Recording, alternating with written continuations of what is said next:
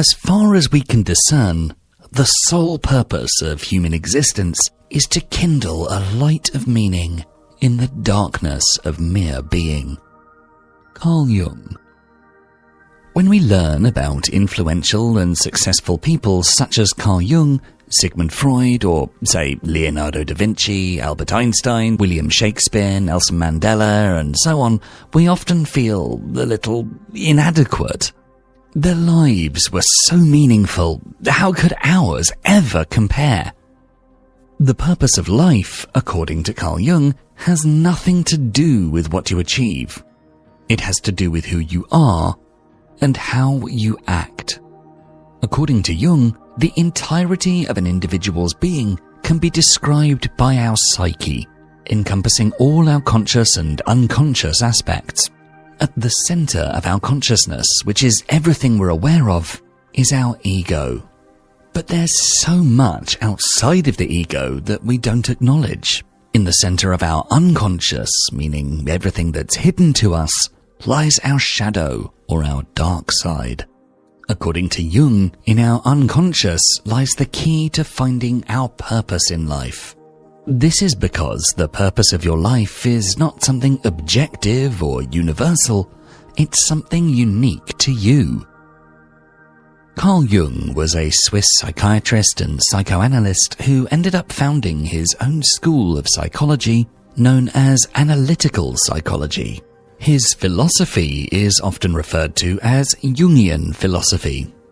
He's also published multiple books, most notably The Psychology of the Unconscious, Man and His Symbols, The Archetypes and the Collective Unconscious, Modern Man in Search of a Soul, The Psychology of Transference, Memories, Dreams and Thoughts, and the relations between the ego and the unconscious.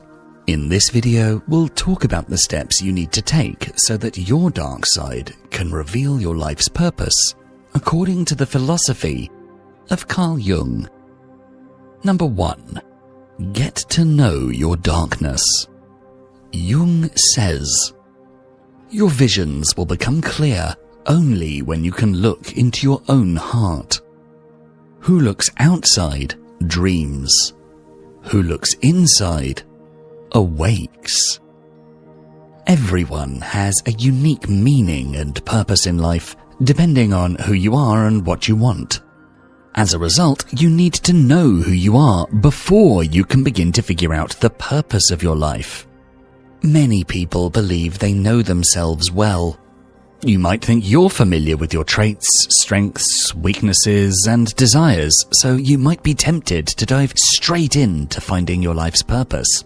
However, in order to truly know yourself, you have to do what Jung called self-realization. Each person is made up of both conscious and unconscious parts, the aspects of ourselves we're aware of, and those we're not. The shadow, or our dark side, is the hidden part of our unconscious that holds repressed desires, emotions, and traits. For instance, your shadow might contain feelings of laziness, envy, or anger, as well as hobbies or interests that you're ashamed of or wish you'd outgrown. Because the shadow resides in the unconscious, you're often unaware of what's in it. These traits have been repressed and ignored for so long that they no longer surface in your thoughts. Instead, you tend to over-identify with your persona, the role you unconsciously play to be liked or appreciated by others. This persona acts like a mask you wear when interacting with the world, and you may have multiple masks for different situations. Reintroducing yourself to your shadow requires genuine effort. Engaging in shadow work, or getting to know your dark side, as Jung called it, involves regularly stepping back and reflecting on your behavior, thoughts, and feelings in daily life. This could be done through journaling or meditation. Ask yourself, why did I act the way I did? Did it feel authentic? Why or why not? What was my initial instinct in a given situation? How would I feel if the roles were reversed? It's about interrogating yourself as if you were questioning someone else. Jung emphasized that getting to know your shadow doesn't mean identifying with it. You don't have to define yourself by the traits you usually hide. For example, if your shadow houses anger, you don't need to see yourself as an angry person. Instead, simply acknowledge these traits' existence, recognize and accept that they're a part of you. Another way your hidden shadow traits often surface is through judgment of others. The traits or behaviors you despise in others are often the ones you fear in yourself. This is called projection. So, whenever you find yourself angry at or irritated by someone else's behavior, take a moment to ask, do I ever exhibit this tendency? If not, why not? Could this be a shadow trait of mine? According to Jung, those who harshly judge selfishness often repress their own selfish thoughts, and those intolerant of impatience in others may be battling their own impatient tendencies. By taking time each day to sit down, perhaps journal, and ask yourself these probing questions, you begin to bring the unconscious into consciousness, truly getting to know yourself.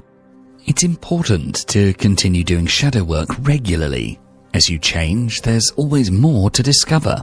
Making a habit of shadow work is key to continuously getting closer to a meaningful life. Number 2. Work on yourself. In the words of Jung, I don't aspire to be a good man. I aspire to be a whole man. Now that you've found out about your unconscious and perhaps less desirable dark traits, you might be wondering, how can this help me save my life?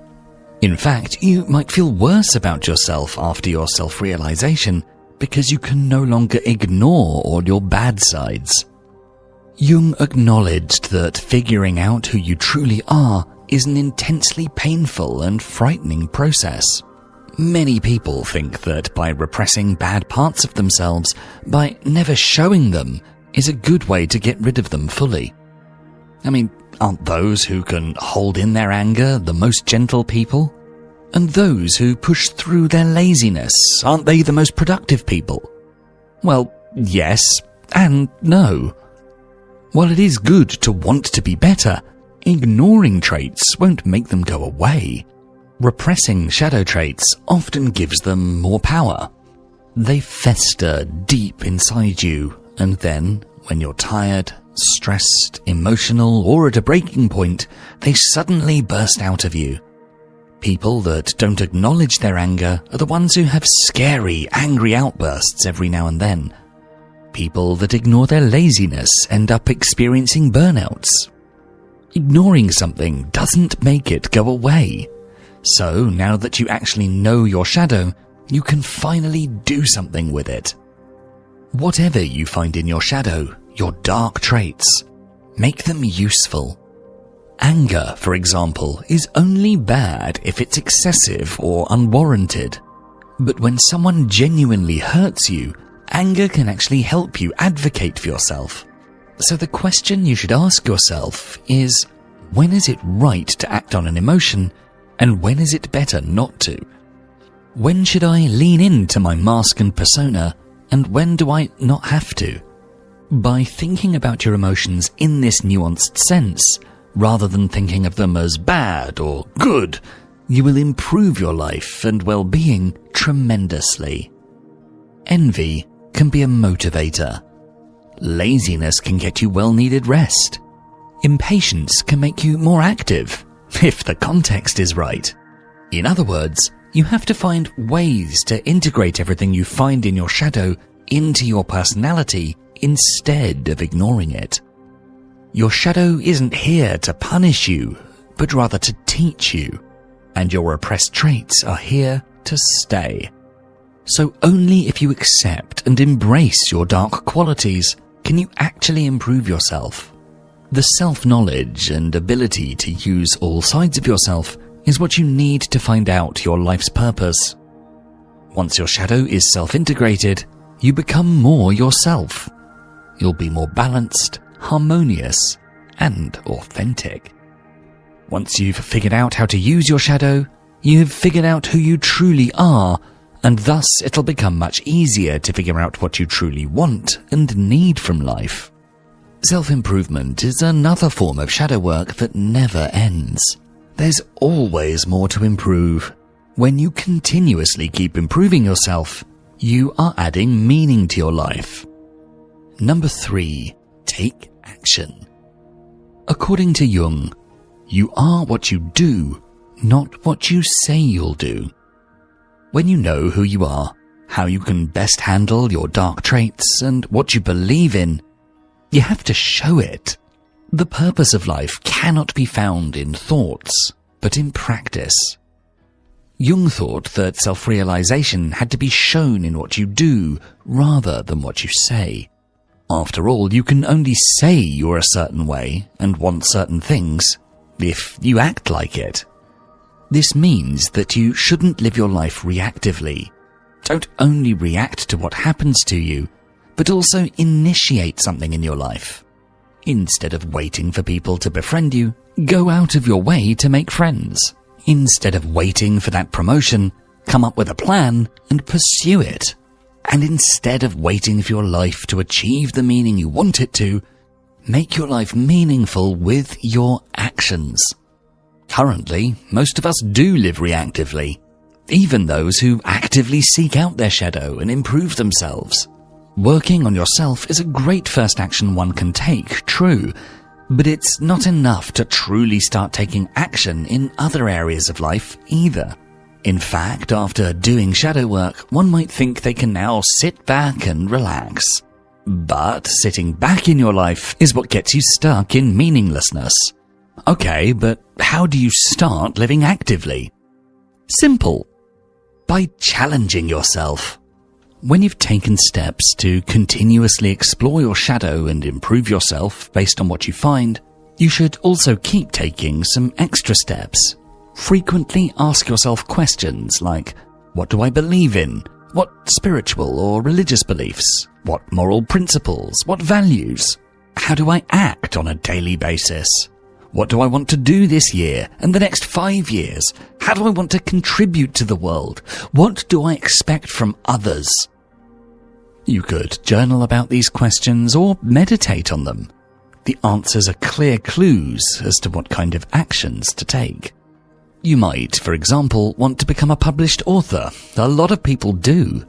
But a lot of those people that do want to become a published author also don't take many steps to achieve that goal. They wait for inspiration to strike, for their agenda to clear up, and eventually for the book to write itself. They still live reactively. When the time is just right, the book will just flow out of them, or so they think. So what would someone who wants to become an author have to change? An aspiring author that actually takes action would write on a frequent, scheduled basis, whether they feel like it or not. When they get stuck, they'd actively seek out advice or exercises to help them move along. They would finish a story, if not thanks to motivation, then due to discipline. And then they'd proactively reach out to people in the publishing industry, such as literary agents. Of course, many people don't derive meaning from career goals. Instead, their personal ideas about their lives might be a little more abstract. You might want to positively influence new generations, for instance.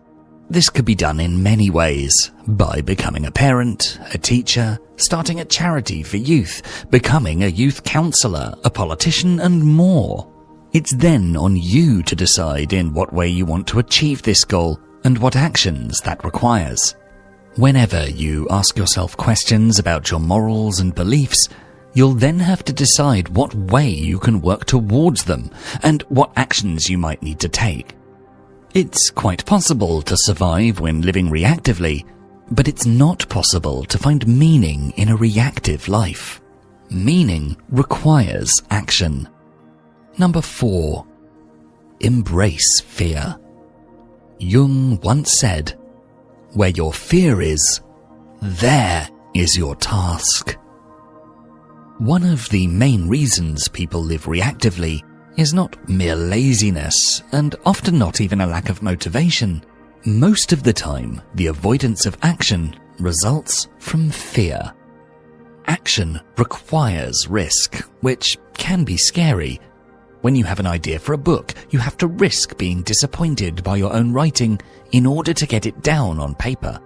Once you've written a book, you have to be ready for many rejections if you want to get it published. Every single action you can take can result in something negative. You need to be brave to be active. Bravery doesn't stem from a lack of fear. Fear is not to be avoided. If you do, it would go back into your shadow and rule your life even more. Instead, it should be acknowledged. When you have to take a certain action but feel unable to do so, ask yourself why. Are you scared? What are you scared of? What are the things that could go wrong, and how could you deal with them? Fear is often contained by preparation, but don't confuse preparation with rumination or anxiety. Focus only on likely scenarios, not outlandish ones. When you want to publish a book, be prepared to be rejected by many agents, or even to find no one interested in representing it. But also be prepared to find an agent, or to have it published. Do not, however, ruminate about how agents and publishers might reject you, or about someone stealing your book idea, or about being laughed at. Those thoughts are unlikely and unhelpful. By analyzing your fear and handling it in the form of preparation, you've already dealt with a great deal of it. The feeling will most likely never fully disappear, so when you've done what you can to minimize your fear, there's only one thing left to do. Dive into the deep. Bravery requires you to face your fears rather than get rid of your fears. Nobody who has ever done anything special has done so by avoiding what they're scared of. As Jung said, where your fear is, that is where your next task is. Once you know what you're scared of, you also know what's likely to give your life the most meaning. Number 5. Accept the bad. In our final quote from Jung for this video, he says, "Even a happy life cannot be without a measure of darkness, and the word happy would lose its meaning if it were not balanced by sadness." Let's see. You know yourself, you're always improving yourself, you're taking actions and taking risks. Is this the recipe to a perfect life? No, nobody's life is perfect. In fact, the most influential people in the world have often experienced the most hardships. And this is because the most influential people are typically the ones that take the most risks, don't let the bad situations get them down, and push through no matter what. So, accepting the bad and disappointing things in life is integral to finding meaning and purpose. In fact, meaning is dependent on it. A life that consists solely of triumph and joy is not a meaningful life, because joy is only as impactful as it is if you also know sadness. You can't win unless defeat was also an option.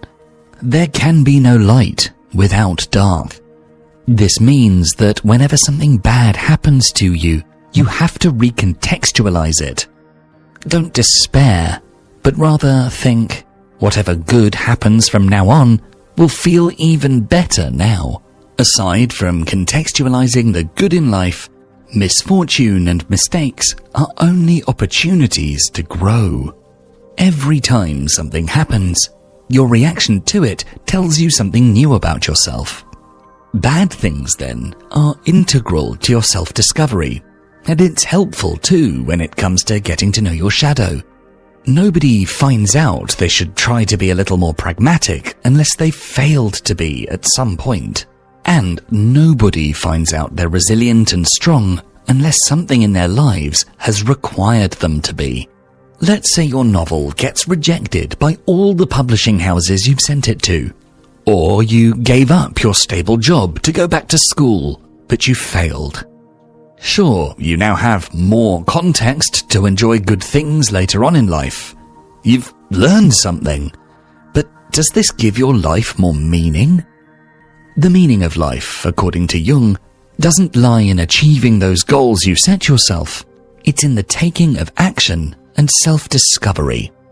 With this, he means that your life doesn't become meaningful because you're a published author or a successful politician. It derives its meaning from what you did to get there. And thus, even those who end up not getting there now know they're the kind of person that takes action. They're not dreamers. They're active. They're uniquely and unapologetically themselves. And that, in and of itself, is the most meaningful part. Adding meaning to your life never ends. You have to keep discovering yourself, your goals, and taking action. You'll continue to experience good and bad things, and this is what makes your life so special. Your unique combination of disappointment and joy, your unique actions and attempts, and your determination. Always be proud of what you tried. That is where the purpose comes from. And finally, appreciate all the good in your life. Whatever you've achieved, no matter how little it is, be proud of it. Whatever works out for you in life, be grateful for it. And no matter what happens, know that your life has a purpose, as long as you're the best you can be. If you enjoyed this video, please make sure to check out our full Philosophies for Life playlist, and for more videos to help you find success and happiness using beautiful philosophical wisdom, don't forget to subscribe. Thanks so much for watching.